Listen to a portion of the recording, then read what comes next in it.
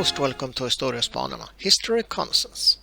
This time we have some interesting footage of the Panama Canal for you. Construction, the early years and defense. The US military presence in the Panama area dates back to before the United States constructed the canal, when it protected US merchant trade lanes. Already during construction, the military supplied engineers, labor and security. The construction of the canal began in 1904. It was completed August 15, 1914, just a few weeks after the beginning of World War I. And please, like, share and subscribe.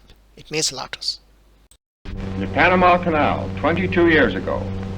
First we go to the bottom of things and find ourselves sidetracked on the floor of the world-famous Gaillard Cut, which perhaps is more familiar to you under the name of Culebra Cut. Now we are traveling along some of the 160 miles of track that were laid down on the bottom of the canal, track that constantly had to be shifted as the shovels dug away at Mother Earth. Right at this spot in the picture, modern Grace liners float on a watery bridge that rises 45 feet from where these rails are. In the distance now, the lines of tracks are to be seen, and also one gets an idea of the width of the canal.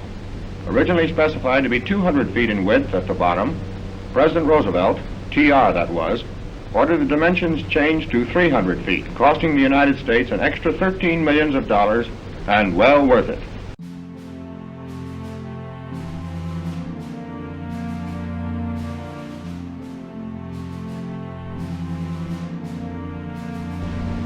Local and white labor were employed in the building of the canal, the white labor being called the gold standard, the native labor the rest.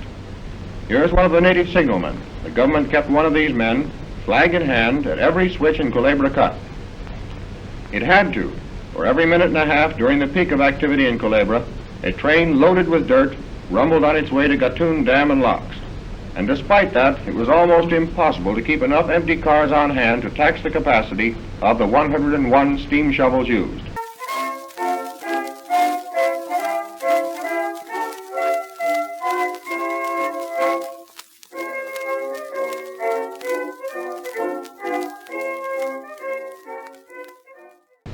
We don't want to bore you with figures, but in passing we might mention that the government used over 300 locomotives and over 4,000 cars of rolling stock in this work.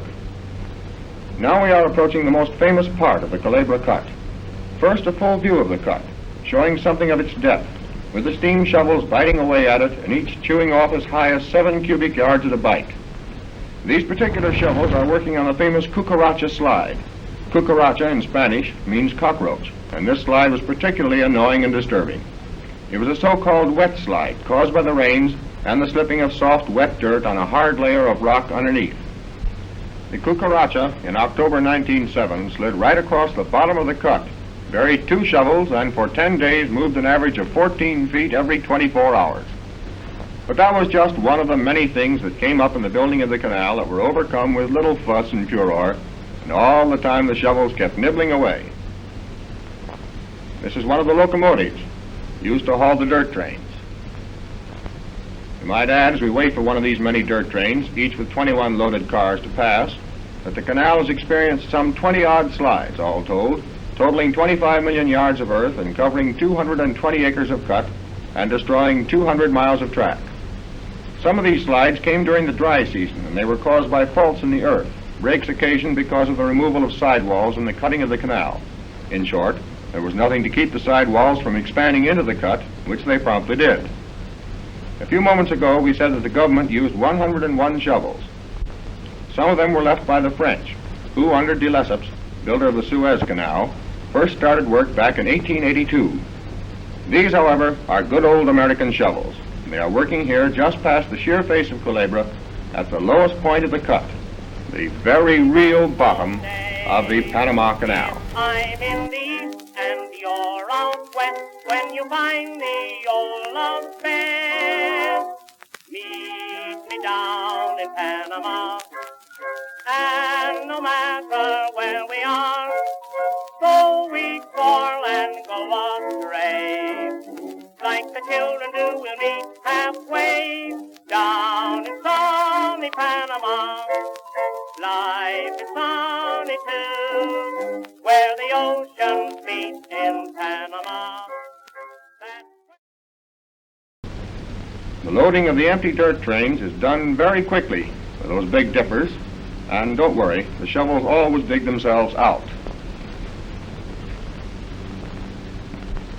These objects are some of the 553 rock drills that were used for setting the dynamite shots. 6 million pounds of explosives a year were used in the cutting of this gigantic ditch during its 9-mile length. That would make a real Chinese New Year's party, wouldn't it? In the distance now are to be seen two famous spots.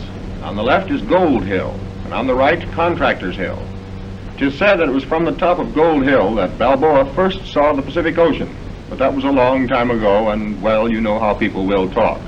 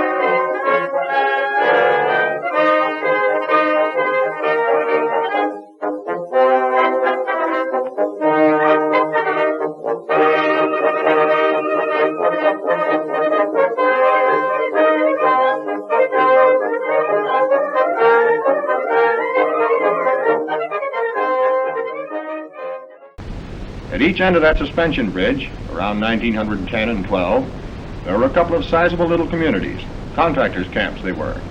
But with the completion of the work, they were demolished and not a vestige remains of their presence. This looks like a desert stream in early spring, but it's really the first water ever to enter the Panama Canal proper, finding its way into it from the Chagres River. The Chagres Basin is now filled by Gatun Lake, formed by the man-made low-lying Gatun Dam at the Atlantic end of the canal. And once again we view the face of Culebra Cut, showing how it looked back there in 1912 at its highest point. They took 37 million cubic yards of dirt out of Culebra, and the cost, well, it's difficult to get actual figures, but the entire canal had an estimated cost of some $375 million. Yes, we know that all steam shovels look alike, but just the same, this one is distinctive, for this big brute was the shovel that dug its way through the entire length of the canal, from one end to the other. And while the shovels dig, we'll turn to the place where all those dirt trains were going, Gatun. We're standing on the top of the dam, looking south toward Gatun Lake. In the distance, you saw the guide pier along which eastbound ships tie up before they are to enter the first of the 3 Gatun locks, through which the ships are lowered 85 feet to the level of the Atlantic.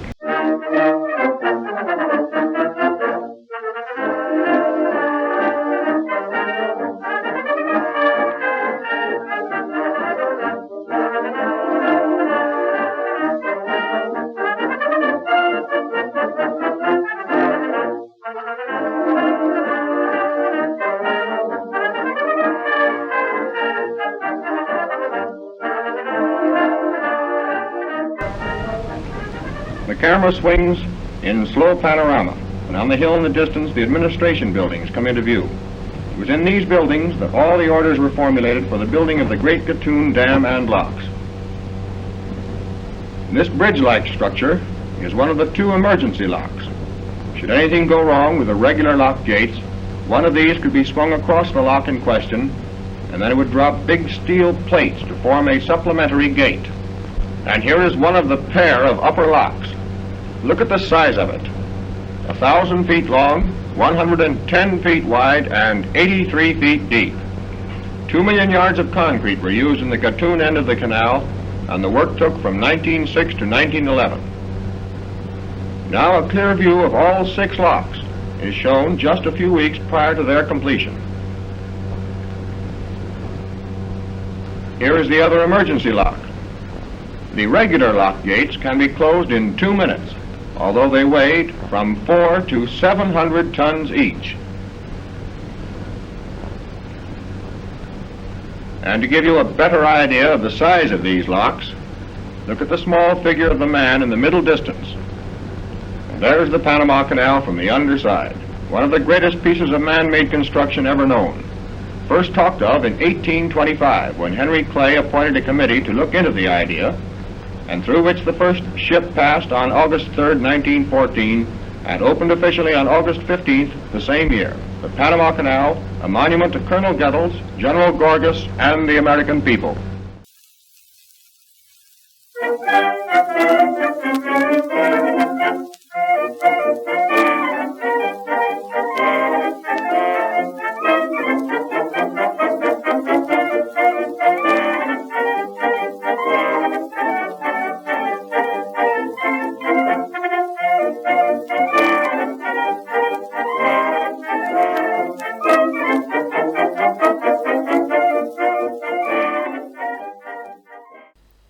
That's all, folks. Thanks for watching. Please like and subscribe.